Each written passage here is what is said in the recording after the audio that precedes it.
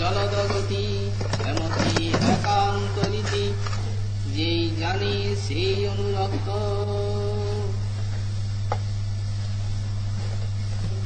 গৌড়ীয় বৈষ্ণবাচার্য প্রেম ভক্তি মহারাজ পূজ্যপাদ শ্রী নরোত্তম ঠাকুর মহাশয় তার শ্রী প্রেম ভক্তি চন্দ্রিকা গ্রন্থে 80 সংখ্যক ত্রিপদীতে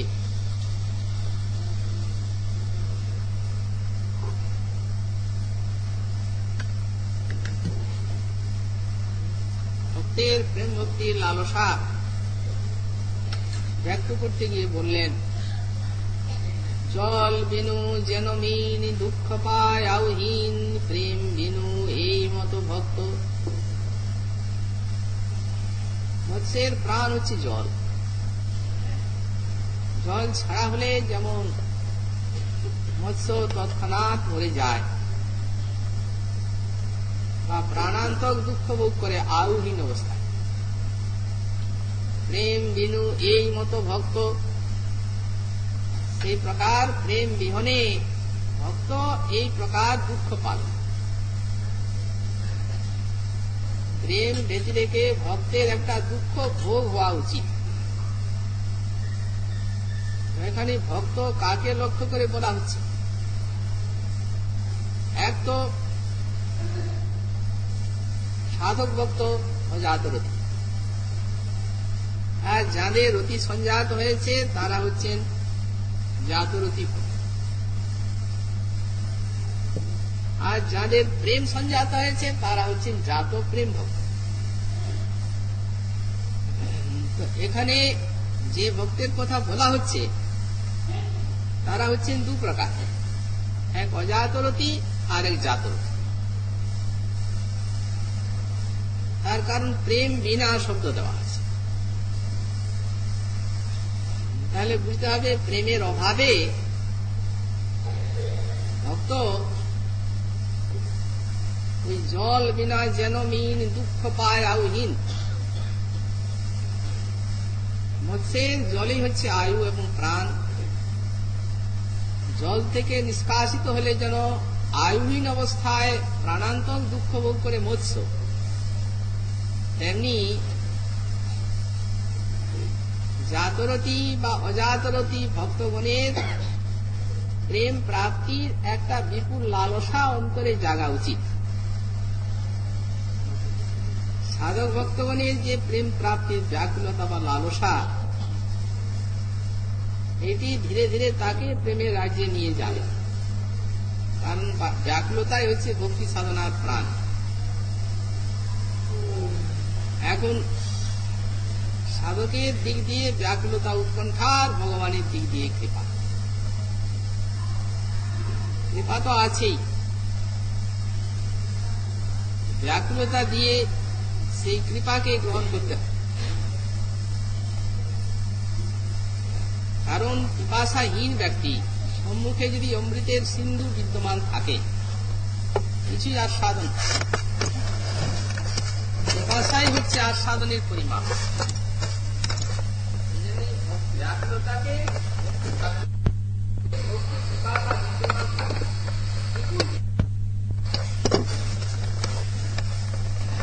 এখন আমাদের শ্রী গোস্বামী পাদ বললেন, প্রেম কারা লাভ করেন, কি উপায়? বললেন প্রেম লাভের দুটো উপায়। প্রথমত, এক সাধনাভিনিবেশেন কৃষ্ণ স্তৎ ভক্তস্তথা প্রসাদেন অতি ধন্যানাং ভাব দেদাভিজাব। দু প্রকারে প্রেম সংজাত হয়। এক তো সাধনাভিনিবেশেন, অর্থাৎ সাধনার দ্বারা প্রেম সংজাত হয়, কিংবা কৃষ্ণ স্তৎ ভক্তস্তথা অতি প্রসাদেন অতি ধন্যানাং। আর ভগবান এবং ভক্তগণ, সেই প্রকার প্রেমিক ভক্তগণ যদি কৃপা করেন তাহলে বিনা সাধনা প্রেম হয়। কিন্তু সেখানে অতি ধন্যানাং বলা হচ্ছে, এটি খুব বিরল। প্রায়শ সাধন ভজনের দ্বারাই সাধককে প্রেম অর্জন করতে হয়। সেই প্রেম কি প্রকারে সাধক ভক্তের মধ্যে এসে উপস্থিত হন, এই বিষয়ে আমাদের গোস্বামীপাদগণ বলছেন যে প্রেমের স্বরূপটি প্রথমত জানতে হয়। প্রেম লাদনী সার ও সম্মিত সার রূপা প্রীতি। লাদনীর সার এবং সম্মিত সারের যে মিলিতাবস্থা, তাকে এটি প্রেম ভক্তের মন বুদ্ধির সঙ্গে মিশ্রিত হয়ে প্রেম হয়ে যায়। এখন সারটি কেন বলা হয়? আকুলতা যে অন্তরে জাগে, যে ব্যাকুলতার কথা বলা হচ্ছে, সেই ব্যাকুলতা কিভাবে জাগে, কেন জাগে, সার শব্দ কেন বলা হলো? লাদিনী আবার কোনটা সার? সম্বিত শক্তি, লাদিনী শক্তি ও সবটাই সার। সুতরাং এখানে গোস্বামীপাদ বলছেন সার শব্দ বলতে উপাদেয় অংশ ব্যাখ্যা নয়, সারত্র ভগবত আনুকূল্যা বিলাস বিশেষ। সার বলা হচ্ছে ভগবানের আনুকূল্যা বিলাসকে।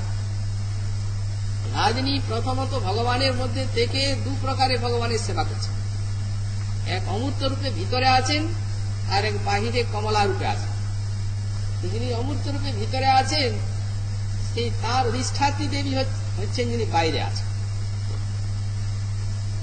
তাহলে বাইরে থেকেও ভগবানের সেবা করছেন মূর্ত রূপে, একটা অমূর্ত রূপে সেবা, তাতে স্বরূপানন্দ আস্বাদন করাচ্ছেন ভগবান। আর মূর্ত রূপে সেবা সাক্ষাৎ সেবা। মূর্ত রূপে যিনি আছেন তিনি হচ্ছেন ওই অমূর্ত রূপে যিনি আছেন ভিতরে, তার অধিষ্ঠাত্রী দেবী। এবং এই লাদিনীর উদ্দেশ্য হচ্ছে ভগবানকে আনন্দ দান করা। লাদিনী করায় কৃষ্ণের আনন্দ আস্বাদন, আর ভগবান লাদিনী দ্বারাই করে ভক্তের পোষণ। এই যে পৃথিবীতে সমগ্র অনন্ত জীব, এই অনন্ত জীবের হৃদয়ে লাদিনী একটা যোগ্য অবস্থার সৃষ্টি করে, আর ভগবানকে সব জীবের হৃদয়ের প্রেম রস আস্বাদন করালে তবে লাদিনীর সম্যক উদ্দেশ্য সিদ্ধ হতে পারে। কারণ জৈবাধার যেন একটা বিরাট অনাবাদী ক্ষেত্র, গোবিন্দ যেন কৃষকের মতো, লাদিনী এমন একটা চমৎকারিত্বপূর্ণ আনন্দ ভগবানকে আস্বাদন করাচ্ছেন জৈবাধারের ভিতরে, যেটা প্রেম, সেটা স্বরূপানন্দে হয় না, এটা অন্য জাতি। জৈবাধারের বৈশিষ্ট্য একটা অভূতপূর্ব আস্বাদন বৈচিত্র্যের মধ্যে আছে। এখন আমাদের শ্রী গোস্বামীপাদ বললেন সা লাদিন্যায় এব কাপি সর্বানন্দাতি সাইনী বৃত্তি নিত্যং ভক্তবৃন্দেশু এবং নিক্ষিপ্যমান। ভগবান সে লাদিনী বৃত্তিকে নিক্ষেপ করছেন, কিন্তু ওটা দাঁড়াবে কোথায়? নিক্ষেপ তো করছেন যারা গুরু বৈষ্ণবের চরণাশ্রিত ভক্তি পথের আশ্রয় লাভ করেছেন যারা, এবং যাদের হৃদয়ে ভগবানকে সেবা করে সুখী করার অনুকূল বৃত্তি রয়েছে, তাদের হৃদয়টি হচ্ছে লাদিনীর অনুকূল অবস্থা আশা। এটা হচ্ছে তার যথাযোগ্য আধার, ওইখানে উনি আসবেন, অন্য বাসনা হলে হবে। এই জন্যই সার শব্দ দিয়েছে, সারত্র আনুকূল্যা বিলাস বিশেষ। যার অন্তরে ভগবানকে সেবা করে সুখী করার অভিলাষ থাকবে, তার হৃদয়ে লাদিনী আসবে এবং মন বুদ্ধির সঙ্গে মিশ্রিত শ্রবণ কীর্তন দ্বারে আসবেন। শ্রবণ কীর্তন দ্বারে এসে মন বুদ্ধির সঙ্গে মিশ্রিত হয়ে তার পূর্ণাবস্থার নাম হচ্ছে প্রেম। দৃষ্টান্ত দিচ্ছেন, যেমন মনে করুন পারদের ভিতরে কতগুলি গন্ধক চূর্ণ নিক্ষেপ করলে না, সঙ্গে সঙ্গে মিশে যায় না, এগুলো শক্ত, ঘষতে হয়। অনেকক্ষণ ঘষতে ঘষতে ঘষতে ঘষতে ধীরে ধীরে ধীরে ধীরে দুটো মিলে যায়, তখন তার নাম হয় কজ্জলি। ওটা একটা গুণকর জিনিস। তো তেমনি এই যে ভক্তের যে ভগবানকে সেবা করে সুখী করার যে অভিলাষ, পূর্ণ চিত্তমন, সেই চিত্তমনের মধ্যে লাদিনী বৃত্তি আসছে, ওইটি যোগ্য আধার। এবং ভজনটি হচ্ছে ভরসা। ভজন করতে করতে করতে করতে সে লাদিনী ধীরে ধীরে প্রাকৃত অংশকে দূরীভূত করে মন বুদ্ধির সঙ্গে যখন মিশে যাচ্ছে, সবটা চিন্ময় হয়ে যাচ্ছে, তখন তার নাম হল প্রেম। এটি ভক্তের হৃদয়ে প্রেমের স্বরূপ। এই প্রসঙ্গে কারো কারো মন্তব্য আছে যে লাদিনীর একটু খুব এক কণা জৈবাধারে সব দিন থেকে যায়, তাহলে অনুকূল আধার যদি না হয়, তাহলে কোন আধারে লাদিনীর বৃত্তিটি আসবে? কিন্তু আমাদের শ্রী গোস্বামীপাদ বা আমাদের শ্রী বলতে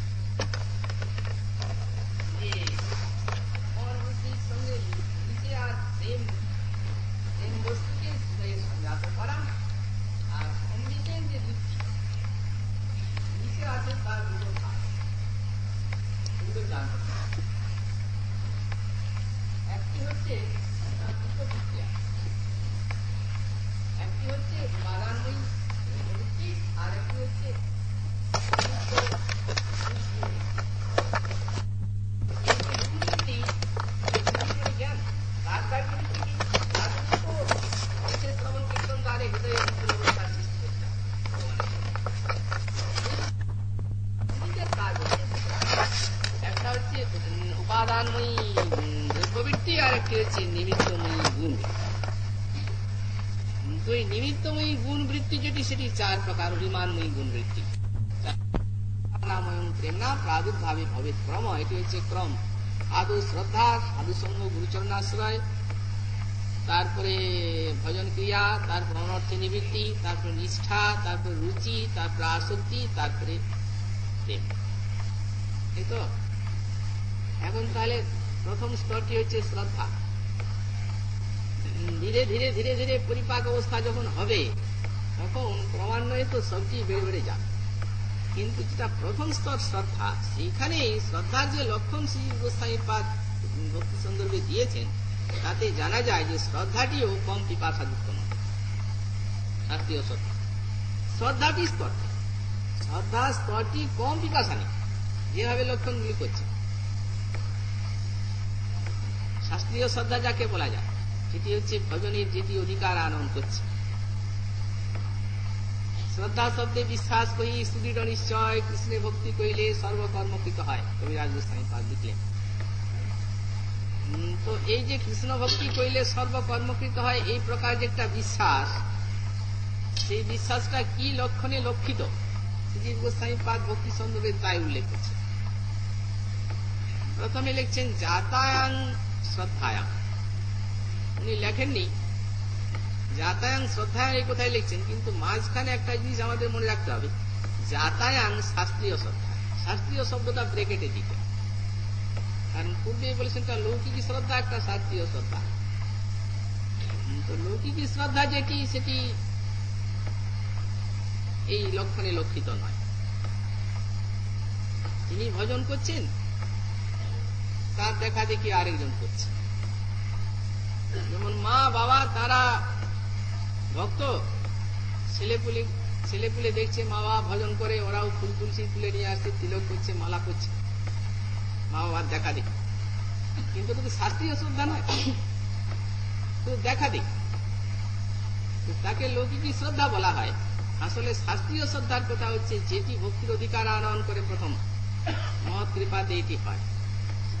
ভাগবতে আমাদের বলছেন শুশ্রূষু শ্রদ্ধানস্য বাসুদেব কথা রুচি সান মহৎ সেবায় আদিত্য পুণ্যতীর্থ নিষেবনাথ। মহতের সঙ্গ, এই পুণ্যতীর্থে আগমন, মহৎগণের দর্শন, তাদের কাছে হরিকথা শ্রবণে সরল প্রাণ ব্যক্তি শ্রদ্ধা হয়ে যায়। এটিকে শাস্ত্রীয় শ্রদ্ধা বলে।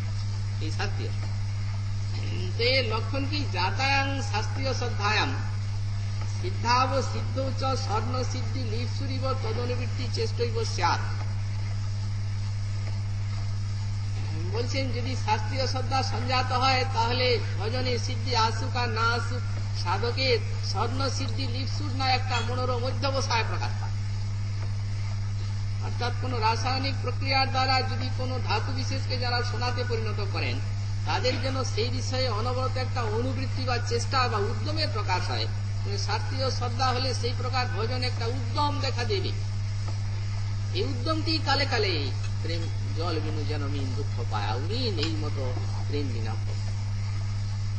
সূচনা হলো শাস্ত্রীয় শ্রদ্ধা স্তরে, হঠাৎ হয় না এই জিনিস, ভরসা হবে না। অনাদি কালের থেকে একটা কর্ম বাসনার অধ্যাস জীব বহন করে আসছে, চিত্তে একটা বিপুল সংস্কার, সেই সংস্কারটি ধীরে ধীরে ধীরে ধীরে ক্ষয় হবে। তবে মহৎকৃপা হলে কিছু না, আমরা বললাম দু প্রকারে, তাহলে আর সাধনার কোন অপেক্ষায় নেই, সেটা আলাদা জিনিস। প্রসাদেনে অতি ধন্য আনাম, সেই জিনিসটি আলাদা, সেটা যে কোনো সময় আসতে পারে। কিন্তু এগুলি হচ্ছে সাধকের সাধন নৈপুণ্য। শ্রদ্ধার থেকে সাধককে লক্ষ্য রাখতে হবে এই কথাটি যে প্রেম ভক্তি আমাকে পেতে হবে এবং তার জন্য আমার বুকের একটা প্রবল পিপাসা সম্পূর্ণ থাকবে। তো শ্রদ্ধাই তো পিপাসা।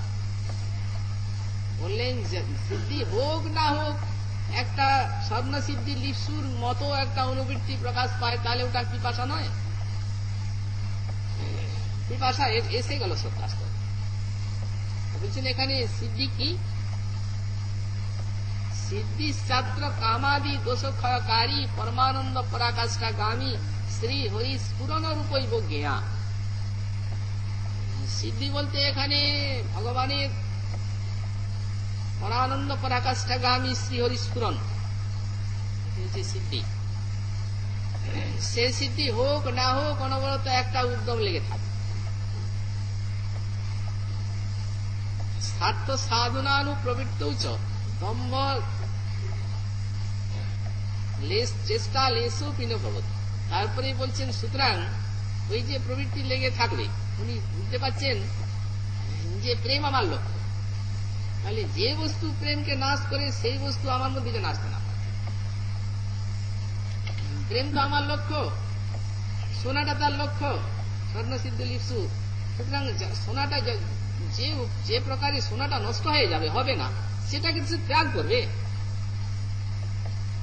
এগুলি হচ্ছে ভজন নৈপুণ্যের কথা। উনি বললেন সুতরাং স্বার্থ সাধন প্রবৃত্তি, স্বার্থ আছে প্রেম, প্রেমটাকে পেতে হবে, প্রেমের পিপাসা এসে গেল তদাস্তরী অর্থ। এই জন্য স্বার্থ সাধন প্রবৃত্ত, যখন স্বার্থ সাধনে প্রবৃত্ত দম্ভ বা এই প্রতিষ্ঠার আশা, এইগুলো হচ্ছে ভক্তির ক্ষতিকর, এগুলো আসতে পারে, আসতে তিনি দেন ন। সুতরাং বুদ্ধিপূর্বক মহদবজ্ঞাদবদন্তি বিরোধাতে। তারপরে বলছেন জ্ঞানপূর্বক মহদবজ্ঞা তিনি করেন না, কারণ ওটা ভক্তির অত্যন্ত ক্ষতিকর।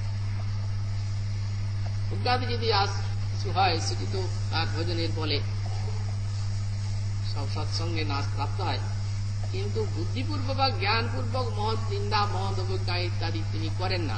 তার কারণ ওটা তার ভজনের ক্ষতি করছে। ওই যে ভক্তি পিপাসা এসেছে প্রেমের, তারপরেই লিখছেন হয়তো বিষয় ভোগ থাকতে পারে, কিন্তু শ্রদ্ধালু ভক্তের বিষয় ভোগ থাকলেও সেই জুসমানশ্চ তান কামান দুঃখ উদরকাংশ করা হয়। তার মানে সেই সমস্ত বিষয়কে ভোগ করছে নিন্দা করতে করতে, যে এইসব আমার প্রেম প্রাপ্তির অত্যন্ত প্রতিবন্ধক। সুতরাং এই সমস্তকে ত্যাগ করে একান্তে যেখানে প্রেম উৎপাদনের চরম ভূমি, চরম ক্ষেত্র বৃন্দাবনাদি ধাম আশ্রয় করে আমার ভজন করা শ্রেয়, কিন্তু তা আমি পেরে উঠছি না, পাচ্ছি না। কিন্তু এই জিনিস পাচ্ছি না, হে ঠাকুর তুমি দয়া করো, বিশিকাময় হয়ে ওঠে নিন্দা। নিন্দার সহিত ভোগ করেন, ত্যাগী হয়ে যায়, ভোগ করছে নিন্দা করতে করতে, সুতরাং ওটা ত্যাগী হয়ে যাচ্ছে। তারপরে শ্রীজি গোস্বামী পাদ লিখলেন, বললেন এই যে ভগবান বলেছেন অপিচেত সুদরাচার ভজতি মামন্য ভাগ, সেটা ভক্তির চরম প্রশংসার জন্যই বলা হয়েছে। বস্তুত শাস্ত্রীয় শ্রদ্ধাচার, তার মধ্যে সুদরাচার ও যোগা, সুদরাচারের যোগ শাস্ত্রীয় শ্রদ্ধালুর মধ্যে হয় না, সেটিকে ও যোগাত বলে উল্লেখ করেছে। এই শ্রদ্ধাস্ত। তারপরে সাধু সঙ্গী সদ্গুরু চরণাশ্রয় ভজন ক্রিয়া আরম্ভ হল। শ্রী বিশ্বনাথ চক্রবর্তী পাদ মাধুর্য কাদম্বিনী গ্রন্থি বিশ্লেষণ করেছেন।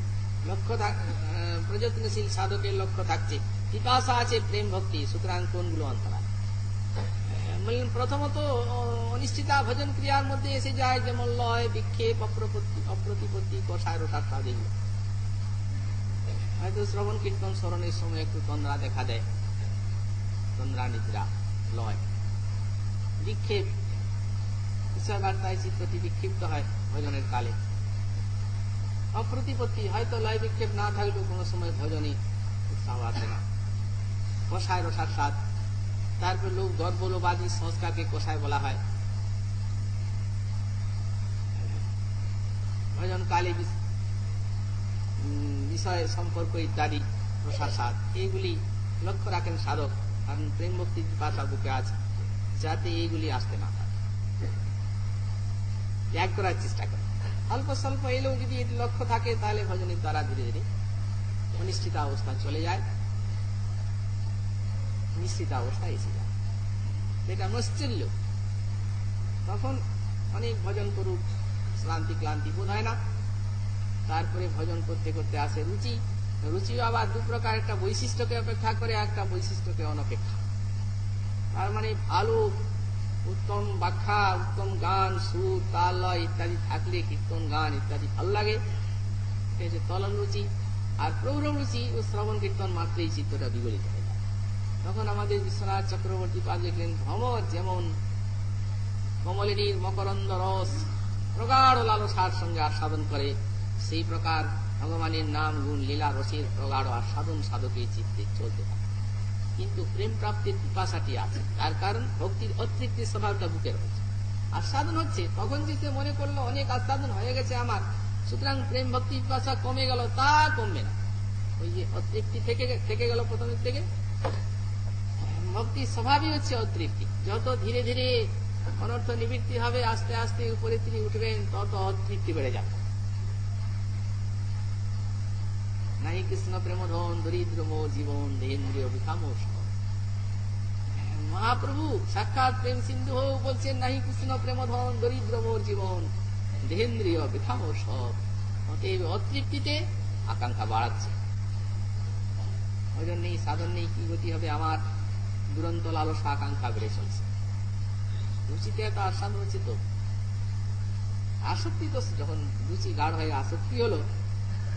আমাদের শ্রী বিশ্বনাথ চক্রবর্তী পাদ তিনি লিখছেন যে এর পূর্বে সাধককে প্রযত্ন করে তার মনকে বিষয়ের থেকে টেনে এনে ভগবানে লাগাতে হতো, কিন্তু আসক্তি এমন একটা জিনিস যে তখন যাতাসক্ত সাধকের মন আপনি ভগবানে চলে যাচ্ছে। জোর করে হয়তো বিষয় আনছে, একটা বিষয় কাজের মধ্যে মনকে টেনে, কিন্তু বিষয়কে ফাঁকি দিয়ে মন ভগবানে চলে যাচ্ছে। এই জন্যই আসক্তি। প্রেম ভক্তি যদি না আসে প্রেম, তাহলে সম্পূর্ণ ভগবানের মাধুর্য আস্বাদন সেবার সৌভাগ্য লাভ করা যায় না। কারণ পঞ্চম পুরুষার্থে প্রেম মহাধন, কৃষ্ণের মাধুর্য রস করার সাধন। প্রেমা হইতে হয় কৃষ্ণ নিজ ভক্ত বস, প্রেমা হইতে পায় কৃষ্ণের সেবা কর। সাধক তো বুঝতে পারছেন আমি কোন স্তরে, সুতরাং যতই উঠছেন তত প্রেম ভক্তির পিপাসাটা ব্যাকুল ভাবে বাড়ছে। এ তো পুষ্টি পাথরের মতো। যেমন একটা তাপমান যন্ত্র, তাপমান যন্ত্রটি দেহ দিলে ক ডিগ্রি জল যেন ধরা যায়, তেমনি ভক্তি শাস্ত্রে যে লক্ষণগুলি প্রত্যেকটা স্তরের করেছেন তাপমান যন্ত্রের মতো, সাধক নিজেই বুঝতে পারবেন যে আমি কোন স্তরে। বুঝতে তো পারছেন তিনি। আসক্তি যখন আসছে তখন এইরূপ উল্টে যাচ্ছে ধারা, তারপরে আসক্তি গাঢ় হয়ে এলো রতি। তাহলে আমরা এখন বুঝতে পারছি যে এই শ্রদ্ধার থেকে আসক্তি পর্যন্ত প্রেম ভক্তির পিপাসা থাকবে, তবে তরল। যখন রতি এসে গেল তখন সাধকের, আমাদের শ্রী বিশ্বনাথ চক্রবর্তী পাদ বললেন, অহংকারে যে দুটো বৃত্তি আছে, একটার নাম হচ্ছে অহংকার, একটা মমতা। তো অহংকার মানে আমি, আর মমতা মানে আমার। তো যখন সংসার দশা, তখন অহংকার হলো আমি এই দেহে, আর মমতা হলো দৈহিকারী স্ত্রী পুত্র বিষয় বৈভব। আর যখন জ্ঞান, তখন জ্ঞান যোগে অহংকার এবং মমতা পর্দায় আগুন লাগিয়ে জ্ঞানের অগ্নিটিকে পুড়িয়ে ছাই করে দেওয়া হচ্ছে। আর ভক্ত মহানুভাব কি করছেন, তিনি ধীরে ধীরে ধীরে ধীরে অহংকার এবং মমতাকে বিষয়ের থেকে, সংসারের থেকে টেনে ভগবানের চরণে লাগাচ্ছেন। যখন রতি এসে গেল তখন অহংকার তো প্রাপ্সমানে সিদ্ধ দেহে প্রবেশন্তীব সাধক শরীরং প্রায় জহাতিব বিরাজ। শ্রী বিশ্বনাথ চক্রবর্তী পাদ বললেন, যখন রতি এলো তখন অহংকার সিদ্ধ শরীরে প্রবিষ্ট হয়ে গেল, দেহটা যেন ছেড়ে গেল। তখন দেহ আছে কিনা সাধক বুঝতে পারছেন, জাতরতি সাধক। এবং মমতা তু তৎচরণ কমল মধুকরী ভবিত উপক্রমে তৈরি, এবং মমতা ভগবানের চরণ কমলের মধুকরী হইবার জন্য উপক্রম করিল। ভগবানের রূপ লীলার চমৎকার স্ফুরণ। কিন্তু ওই যে লক্ষণগুলি দেখে সাধক বুঝতে পারেন এটি রতি দশা, এখনো প্রেম আসেনি। তখন প্রেমের জন্য ঠিক এই জল বিনু জনমিন দুঃখ পায় আউহীন, এইরকম একটা অবস্থা। যেমন এখনই প্রাণ ছটফট করতে থাকে প্রেমের জন্য, কিন্তু এটা সাধন স্তরে একটু তরল, আস্তে আস্তে সান্দ্র হতে হতে রতি স্তরে প্রবল হয়ে যায়। এখন জাতরতি সাধক বুঝতে পারেন, আমাদের গোস্বামীপাদ লিখে দিয়েছেন এই লক্ষণগুলি জাতরতি সাধকে প্রকাশ পাবে। শান্তির অকট্টকালত্বং, বিরক্তির মান শূন্যতা, আশাবন্ধ সমুৎকণ্ঠা, নাম গানে সদা রুচি, আসক্তি স্তর গুণাখ্যানে, প্রীতি স্তর বসতি স্থলে, চিন্তন ভাবাদয় সুর জাত ভাবাঙ্কুরে জনে। ভাবের অঙ্কুর মাত্র জাত হলো রতি, তো এগুলি দেখা যায়। শান্তি, ক্ষোভের কারণ থাকতো অক্ষমতা, পুত্র বিয়োগ হয়েছে, জাতরতি সাধকের শক্তি হবেই, কিন্তু না, হরিস্মরণের দ্বারা তৎক্ষণাৎ শক্তি পরিহার। অব্যর্থকালত্বম, সব সময় ভজন চলছে, দিবানিশি। বিরক্তি একটা বিষয়ে অরুচি, ইন্দ্রিয়ার্থানাং সাদ রুচকতাসম, ইন্দ্রিয়ার্থ বিষয়ে আপনা আপনি একটি অরুচি প্রকাশ পায়, মান শূন্যতা, তখন অভিমান শূন্য হয়ে যায়, আশা বন্ধ, ভগবানকে যে পাবেন একটা আশা বুকের মধ্যে বসে যায়। আর ওই যে সমুৎকণ্ঠাটি আছে, কখন পাবেন, প্রেম না এলে তো আর ভগবানকে লাভ করা যায় না, তখন উৎকণ্ঠায় বুক কেটে যায়। এই জন্য উৎকণ্ঠা না বললে সমুৎকণ্ঠা, এই অবস্থা তখন এসে, তখন ভগবানকে কখন পাবেন ভাবছেন, প্রেম না এলে তো আর গোবিন্দকে লাভ করা যাবে না, তখন প্রেম বিনা যেন সেই জল বিনো জনমিন দুঃখ পায়া হীন, এই মতো প্রেম বিনা সমুৎকণ্ঠা। এখন প্রেম লাভের জন্য নাম গানে সদা রুচি, সব সময় নাম গানে রুচি, এই নাম গানের দ্বারাই তিনি প্রেম লাভ করে ধন্য হবেন। আসক্তি স্তদ্গুণাখ্যানে, প্রেমের সাধনা একটি বিশেষ এই ভগবানের গুণলীলা শ্রবণ কীর্তন বললেন, তখন বিপুল আসক্তি হয়ে যায় গুণলীলা শ্রবণ কীর্তনে। প্রীতি স্তদ্বসতি স্থলে, যেখানে এই ব্রজধাম সে স্থানে ভগবানের প্রেম প্রাপ্তির একটা শ্রেষ্ঠতম স্থান, তখন এই স্থানে প্রীতি এসে যায়, ব্রজধামাদিকে আশ্রয় করেন। কীর্তন ভাবাদয় সূর্যাত ভাবাঙ্কুরে জনে, ভাবের অঙ্কুর মাত্র যখন জাত হয় তখন এইগুলি দেখে। মোট কথা উৎকণ্ঠাই ভক্তির প্রাণ। সেই উৎকণ্ঠা শ্রদ্ধার থেকেই তাহলে আরম্ভ হলো, ধীরে ধীরে সাধক যেমনি উঠতে উঠতে উন্নীত হয়ে গেলেন, তেমনি জাতরতি স্তরে সমুৎকণ্ঠা এসে তাকে এই অবস্থা আনন্দ করল। তারপর প্রেম ভক্তি স্তরে বললেন, যখন তিনি রতি গাঢ় হয়ে প্রেম এসে গেল, তখন তো এবার নিদারুণ উৎকণ্ঠার চরমতা, তখন গৃহকে তার বন মনে হতে লাগলো, আহারকে তার প্রহার মনে হতে লাগলো, বন্ধুজন যদি আত্মীয় স্বজন প্রশংসা করছে, তাকে সর্পদংশরীর মতো জ্বালাময় বলে মনে হচ্ছে, তখন নিদ্রাকে জীবন নিদ্রাবিনী মনে হতে লাগলো। ভগবত চিন্তনকে আত্মনিকৃন্তনের, ভগবানের চিন্তন যাতে আনন্দ পেতেন, সেই চিন্তন যেন ছেদন করছে। তখন বললেন, তখন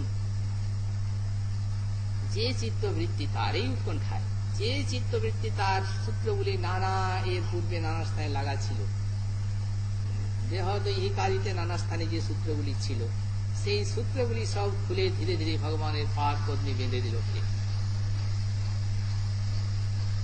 যা চিত্তবৃত্তয় মমতারজ্জুই পূর্বম তেষু তেষু এব নিবদ্ধমেব আসন ততস্তত অবহেলৈব উন্মোচ্য ভগবত রূপ গুণমাধুর্যাদশি নিবধ্নাতি স্বয়ং প্রেমা মহাকিরণমালিও দৃশ্যমান সহসৈব পুরুষার্থ নিখিল পুরুষার্থ মণ্ডলী বিলাপ।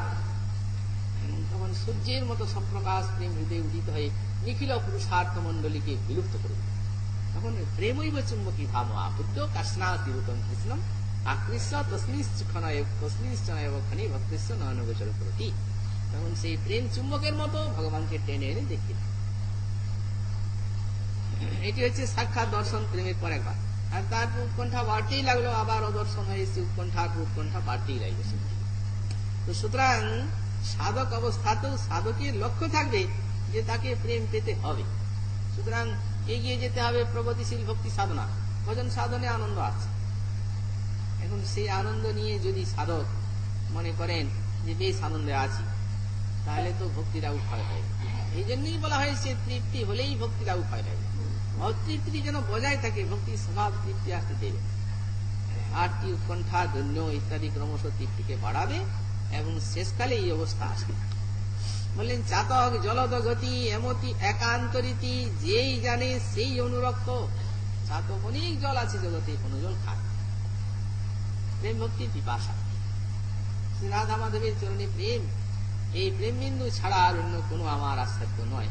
অনেক জল জগতে আছে, কিন্তু চাতক কোনো জল খায় না। নদ নদীর জল সারা নিদাল জোড়া পিপাসা বুকে বহন করে।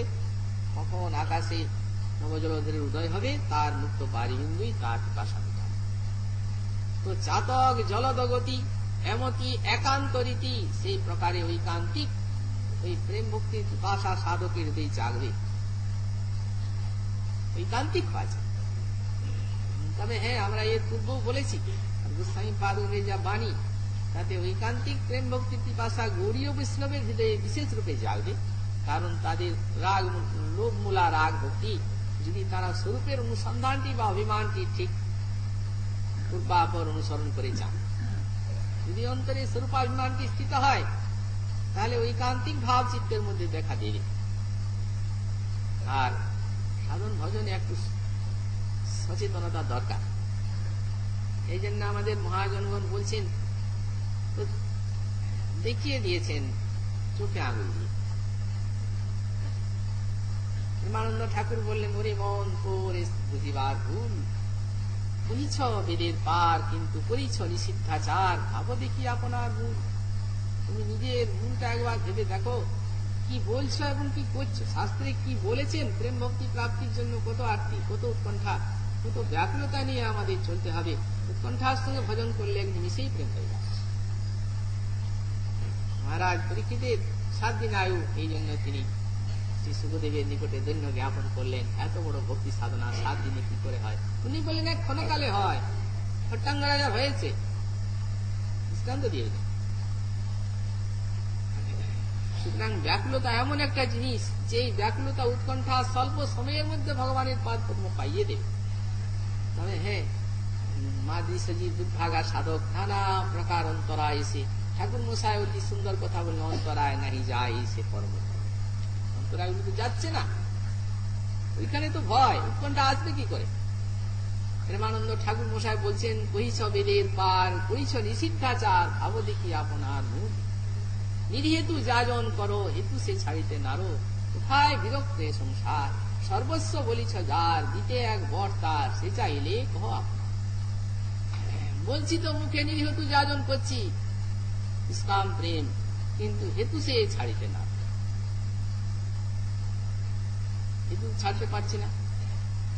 মহারাজ চলে এখন বৃন্দাবন একটা পাঠ আছে, 500 টাকা দেওয়া হবে, এগুলো রাধা গুন্ড পড়ে চললাম, ওইগুলো হচ্ছে তো।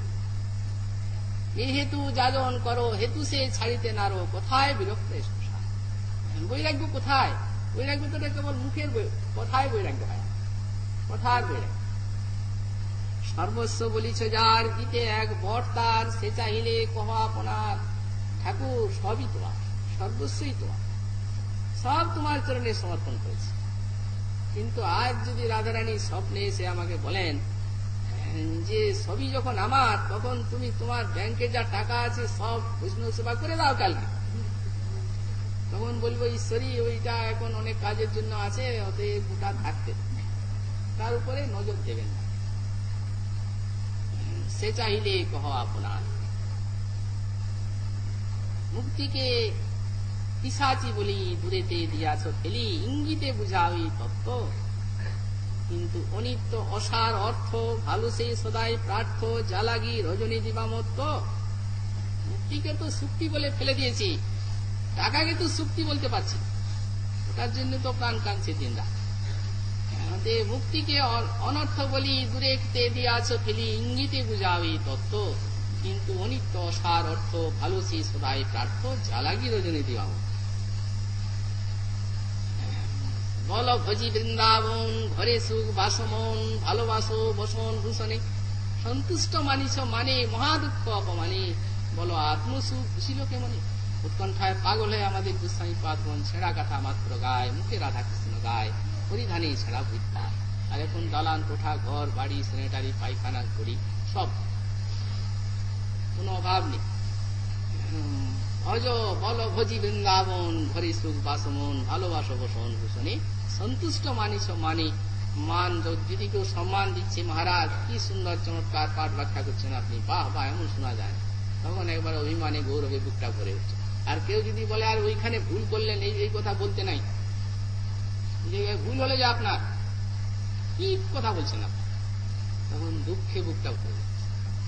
আত্মসুখ আছে বলে তো হচ্ছে এই সুখ আর দুঃখ, ওই তো কোষ্ঠীপাতন দেখা গেল। যেহেতু যাজনের ভাষ্য তো দিলাম, কিন্তু আত্মসুখ যে লুকিয়ে আছে ভিতরে তা তো বোঝা যাচ্ছে কাজে। ফলেন ফলকার মনুমিয়তে কহিছ গভীর ধর্ম, কি বুঝিছ তার মর্ম, স্বভাব ছাড়িতে নারো তুমি।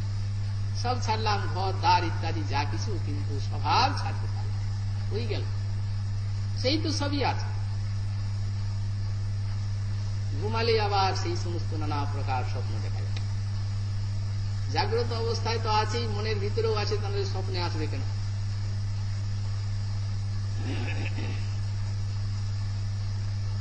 এই হচ্ছে আচার্য পাদনের শিক্ষা। সবসময় সাধক যদি এই সমস্ত শিক্ষাগুলি মনে রেখে আর যদি প্রযত্নের সঙ্গে নিষ্ঠার সঙ্গে যদি ভজন সাধন করেন, এই জন্যই তাকে প্রেম পেতে হবে। না আবার জন্মান্তরের অপেক্ষা আছে? আমার কর্মফল জন্মান্তরে আমাকে কোথায় নিয়ে ফেলবে তা কে জানে। এমন তো হয়তো কোনো প্রবল কর্মফল হয়তো প্রবল হয়ে কোনো পশু জনিতে দিয়ে দিবে, কোথায় যাবে? এই জন্য সাধক কি ধৈর্য ধরে থাকবেন যে কোন জন্মে না কোন জন্মে প্রেম পাবো আমি? যা পরজন্মে করতে হবে তাই জন্মেই করতে হবে, কাল যা করতে হবে তা আজই করতে হবে, আজ যা করতে হবে তা এখনই। প্রযত্নশীল সাধক এই প্রকারে তিনি বলে দিলেন, উপদেশ দিচ্ছেন এখানে আদর্শ এটা থাকা চাই। মানে প্রেম ভক্তি হচ্ছে আমাদের একমাত্র অভিলষিত বস্তু। প্রেম না হলে প্রেমই অভিষ্ট, প্রেমই পুরুষার্থ, ভগবান না।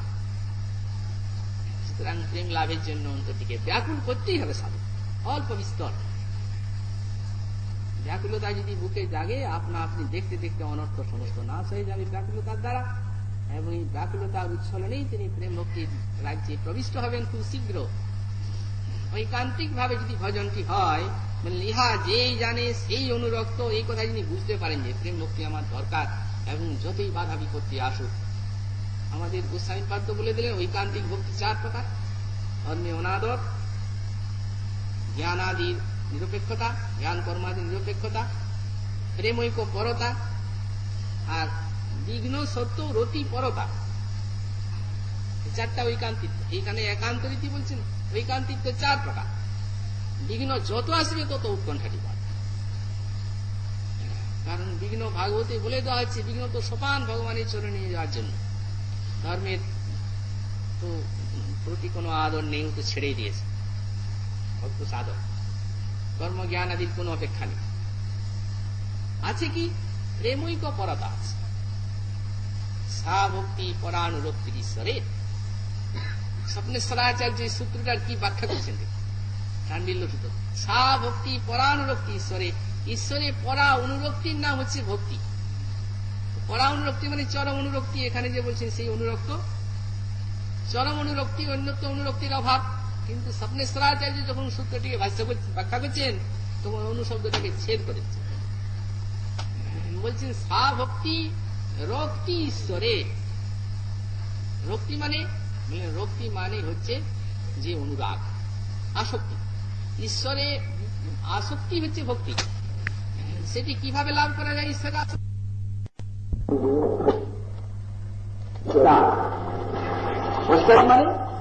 পশ্চাৎ মানে আগে ভক্তির প্রেম লাভের যে পরিপাটি রীতি সাধু এবং শাস্ত্রের কাছে জেনে তারপরে অনুরক্তি আসে। এই জন্য অনুশব্দটি ওখান থেকে বাদ দিয়ে বলেন সাধু শাস্ত্রের কাছে ভক্তি নীতি ইত্যাদি ভজন এটা জানতে হয়। না জানলে কি করে ভক্তি ভগবানের চরণে অনুরাগ আসবে? এই জন্য বলেন জেনে আর প্রযত্নশীল সাধু দৃঢ় করে প্রত্যেকটি পদক্ষেপ ভক্তিপথে তার উৎকণ্ঠা ভুল হয়, এবং উৎকণ্ঠা বা অনুরাগের সঙ্গে অনুরাগময় ভজন জীবন লাভ করলে বেশি দিনই লাগে। অনুরাগময় ভজন জীবন লাভ করা যায়, তাহলে অনায়াসেই আমাদের পরম অভিষ্ট গোবিন্দ পাদ পদে প্রেম ভক্তি লাভ করে আমরা ধন্য হতে পারি। বিশেষত এটা মহাপ্রভুর যুগ। তিনি যে মহা অনুরাগে জগৎকে অনুপ্রাণিত করেছেন, তার এক বিন্দু যদি আমরা সাধন করি, তাহলে সাধক বুঝতে পারবে যে আমরা কোন যুগের মানুষ আছি। কি অনুরাগে তিনি অনুপ্রাণিত করেছেন বিশ্ব মানবকে, বুক ফেটে যায়। সিন্নায়তম জগৎ সত্ত্বম গোবিন্দ বিরোধে নহে নিমেষে যুগায়তম নিমেষেন চক্ষুষা প্রবিশায়তম। চক্ষুতার শ্রবণের ধারা এক জিনিস এই প্রেম ভক্তির অভাবে গোবিন্দের জন্য একটা যুগের মতো মনে হচ্ছে। যুগায়তম নিমেষেন চক্ষুষা প্রবিশায়তম শূন্যায়তম জগৎ সত্ত্বম। সব জগৎ প্রভুর কাছে শূন্য। এই শূন্যতার পূরণ একমাত্র প্রেম ভক্তি ছাড়া কেউ দিতে পারে। প্রাকৃত জগতে সামান্য নশ্বর বস্তুর জন্য যে শূন্যতা বা রিক্ততা, তা প্রাকৃত বস্তু দিলেই পূরণ হয়ে যায়। কিন্তু এই যে অপ্রাকৃত প্রেমের জন্য যে রিক্ততা বা শূন্যতা, এই প্রেম না হলে পূর্ণ হবে কি করে? এই জন্য ঋষিদিন হাহাকার করে দেখিয়ে দিয়েছেন আদর্শ কোথায় তোমাদের।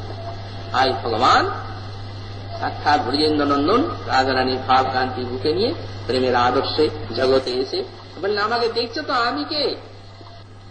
না হং বিপ্র নচন রবতী না বিবস্য ন শূদ্র না হং বন্যী নচপতি ন বনস্তু জ্যোতির্বা কিন্তু প্রজ্ঞান্নিখিল পরমানন্দ পূর্ণামৃতা ভেদ গোপী ভর্তুর পদ কমলয়োর দাস দাসানুদাস। ভগবান এই যুগে এলেন এই জন্যই জীবত্বের ভূমিকায় দাঁড়িয়ে আজ তিনি সারা বিশ্ব জীবের চিত্তবৃত্তিকে নিজের দিকে টানছে। দেখো আদর্শ কুরুক্ষেত্রের রণাঙ্গনে টেনেছিলেন অর্জুনের লক্ষ্যে সারা বিশ্বজীবকে লক্ষ্য করে সর্বধর্মান পরিত্যজ্য মামেকং শরণং ব্রজ অহংতাং সর্বপাপেভ্যো মোক্ষয়িষ্যামি মা শুচু। খালি অহংতাং সর্বপাপ মোক্ষয়িষ্যামি মা শুচু আমাদের মহাপুরুষ শ্লোকটিকে গীতার চরম শ্লোক এহ বাহ্য বললেন। অহংতাং সর্বপাপেভ্যো মোক্ষয়িষ্যামি, এই জন্য ভগবানের চরণে যাওয়া, আকুল প্রাণে তাকে পাওয়ার জন্য তার দিকে যাওয়া। এইসব ছাড়লে তোমার আমার পাপ হবে, তার জন্য কে রক্ষা করবে, এই চিন্তা ভক্তের নেই। তাহলে ওটা আত্মকেন্দ্রিক জিনিস ভয় আছে বলে তো ভগবান এই কথা বলছেন। সুতরাং যেখানে গীতা শেষ হয়ে গেল ভাগবতের আরম্ভ হল, অভিনব জিনিস ছাড়লেন। ওখানে তিনি বললেন যে অহংতাং সর্বপাপেভ্যো মোক্ষয়িষ্যামি, কিন্তু এখানে এই বৃন্দাবনে ব্রজ সুন্দরীগণকে লক্ষ্য করে তিনি জগতের চিনতে বলছেন স্বাগতম মহাভাগা প্রিয়ম কিং করবাণী। ওহো, আপনারা ব্রজে এসেছেন, কি ভাগ্যবান আপনারা, ভাগ্যবতী। বলুন আপনাদের কি করলে আপনাদের মনের মতো। ওই এখানে এই কথা বলছেন না যে তোমার সব পাপ আমি নাশ করবো, তুমি আমার ভজন করো। উনি বললেন কি দিলে আপনাদের মনের মতো হবে তাই বলুন, তাই আপনাদের দেব।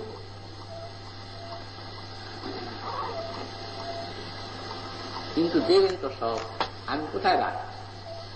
উনি তো দেবেন, রাখবেন বলুন, রাখার তো জায়গা চাই। সৌন্দর্য মাধুর্যের ভান্ডার তিনি দিয়েছিলেন বালকগণকেও আর অঘাসুরকেও দিয়েছিলেন, কিন্তু বেচারা কোথায় রাখে? তার তো রাখার জায়গা নেই, এই জন্য তার বুকে জ্বালা ধরল। তো মহাপ্রভু হয়ে আবার এই যুগে সেই বিশাল ব্রজরসকে বুকে নিয়ে আর দেখিয়ে দিলেন আধারটা কিভাবে করতে হবে আমাকে। যুগায়িতম নিমেষেন চক্ষুষা প্রবিশায়িতম শূন্যায়িতম জগৎ সর্বম গোবিন্দ বিরোধী নবী। সেই আদর্শকে দেখলেই বুঝতে পারা যায় যে প্রভু কি শিক্ষা দিয়েছেন জীবত্বের ভূমিকায় দাঁড়িয়ে বিশ্ববাসী।